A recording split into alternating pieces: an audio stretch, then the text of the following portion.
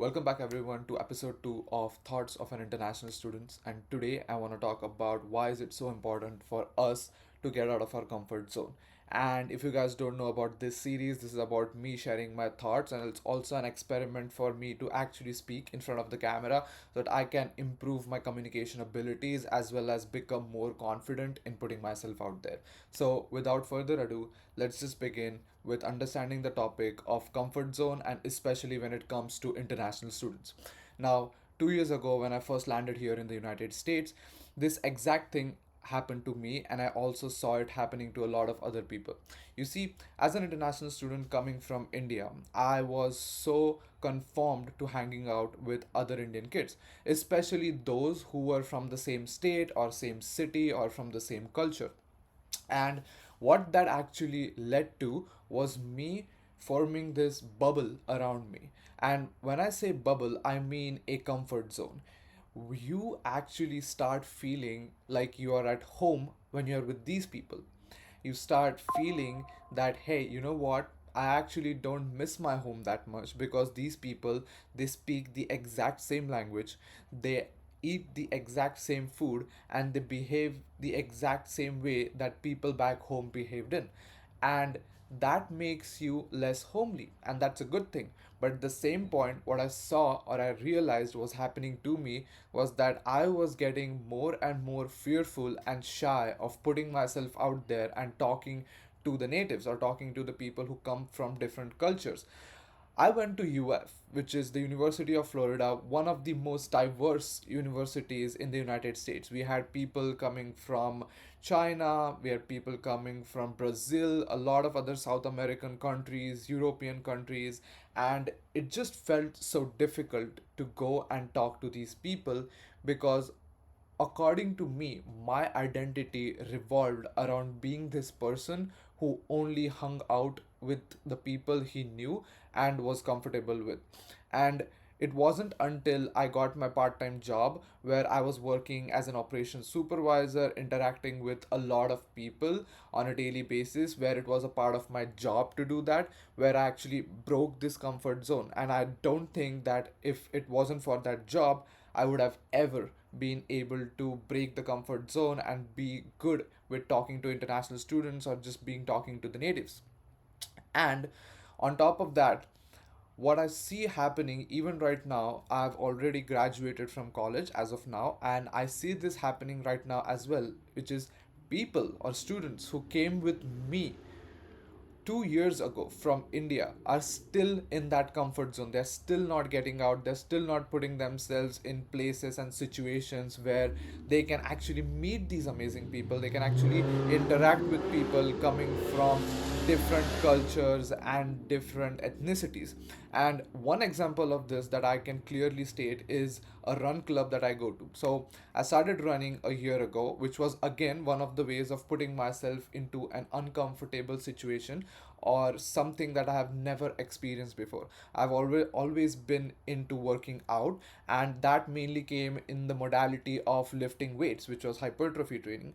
But when I got too familiar to it, I actually thought that starting to run would be a great opportunity for me to again get into that zone of discomfort. So I started running, and now a year later, I actually started going to a run club which is called Peak Pulse Run Club. It's close to my house, and I've been going there for almost more than a month now. And something that I realized after going there for at least 12 times in the last 1 month was that there were no other Indian kids back there. Like, this is not coming off as me trying to roast them or me trying to belittle the attribution that they bring with them. It's just that I assume that all of these kids are so used to being in that comfort zone that they did not actually want to go to a run club where most of the crowd would be filled with Americans or people coming from mostly South American nations as well, but it's just not a lot of other Indian kids. And when I actually went there with my friend who's from Puerto Rico and we were just looking around, we did not notice any other Indian kids over there. If there were any of them over there, they were basically born in the United States. So even though their ethnicity was Indian, they were not actually tech they couldn't actually be considered as Indian because their nationality is not Indian. You see, and when I actually noticed that, I started feeling really sad because I started to notice that people coming from India don't actually have this tendency of mixing with other cultures. They don't have this tendency of putting themselves out there. All they care about is, you know, getting a job, getting employed, or just figuring out a way to make money, which, in my opinion, there is nothing wrong about it. You should be focused on those things.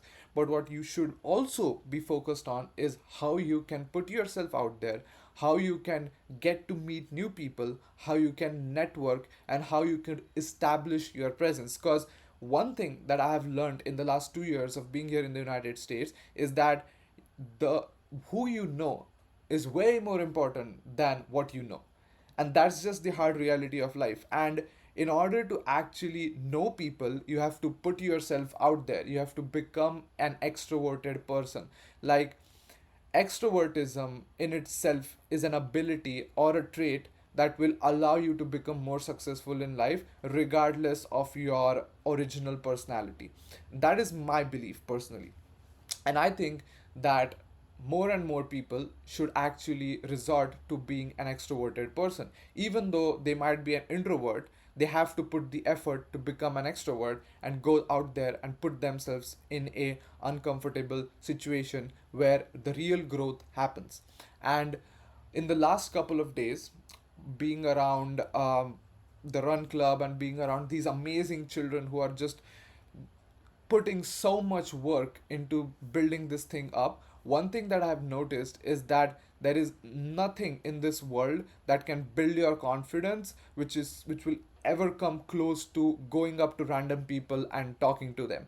It takes immense amount of courage to just go up to a random person who doesn't look like you, doesn't talk like you, and he has a completely different persona than you, and then going up to them and saying like, "Hey, what's your name? This is my name, and I'm from this country, or I'm from here, or I'm studying this thing." And it takes a lot of guts to actually do that. And if I'm being honest, I have I'm not even 100% there. I'm maybe like 60% there.